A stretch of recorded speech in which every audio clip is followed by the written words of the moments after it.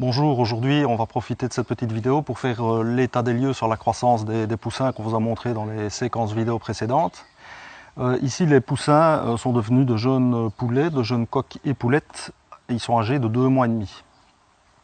Alors vous aviez vu dans les précédentes séquences qu'on les avait élevés en partie à l'intérieur, du moins jusqu'à ce qu'ils soient emplumés, donc dans des cages style cage hamster. On les a déplacés il y a à peu près 1 mois maintenant dans un enclos mobile tel que celui-ci, donc qui n'est pas grillagé dans le fond et qui permet d'accéder facilement et pendant une certaine période de rentrer les poulets tant que c'est encore possible à l'intérieur.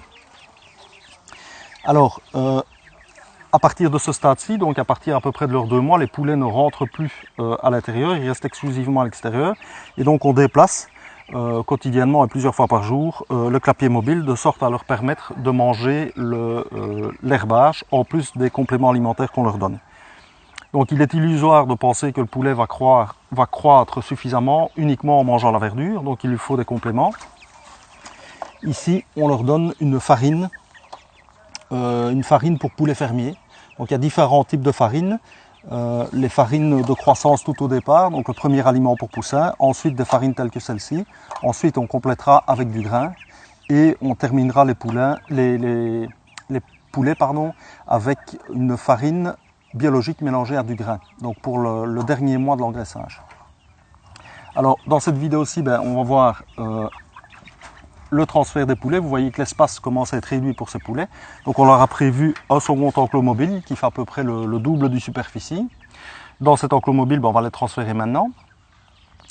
Ils vont encore rester dans cet enclos mobile à peu près pendant 1 mois. Et puis après, on va constituer à l'aide de treillis un espace de pâture qui est beaucoup plus grand, donc sous forme de cercle avec un treillis de type chantier de construction, qui permettra à ce moment-là de les laisser se promener sur une zone de terrain.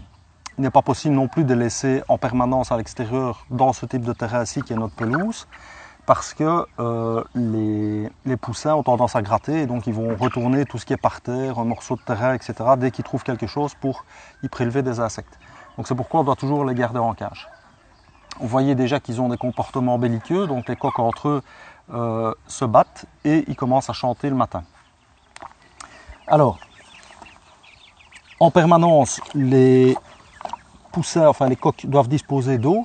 Donc ici c'est un système de distribution de l'eau relativement simple, mais qui doit leur permettre d'avoir de l'eau fraîche à disposition toute la journée. Alors voilà, à première vue, ce poussin doit faire 1,5 kg vers là. Donc vous voyez qu'ils sont en pleine santé, la crête bien rouge, les yeux bien ouverts, ils sont bien plumés de partout. Et donc on va les transférer dans un nouvel enclos. Vous voyez qu'il y a différentes variétés de coqs. Donc là c'est plutôt la variété Sussex, ici c'est la variété coucou de Malines.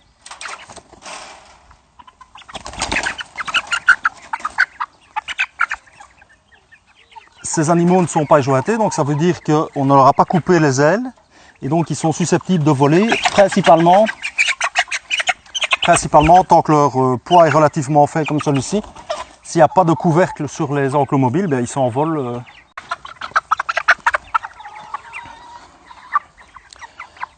Voilà, je vais terminer le transfert des poulets à mon aise. C'en est terminé pour cette vidéo.